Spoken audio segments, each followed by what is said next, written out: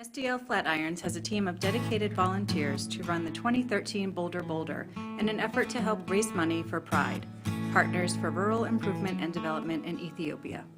The Boulder Boulder is America's best 10K. Over 55,000 people participate to race, run, jog, walk, and have fun. We hope to have at least 20 participants and raise $5,000 individually. That will be matched 200% by the SDL Foundation. My name is Jessica Connolly and I handle marketing at SDL.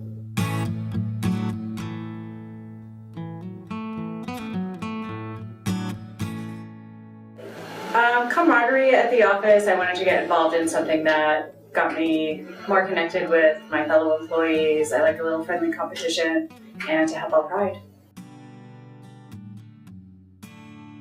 I'm inspired by what they do, the fact that they're building schools, they're building latrines, they're helping with drinking water. I think that all children across the globe really need all of this.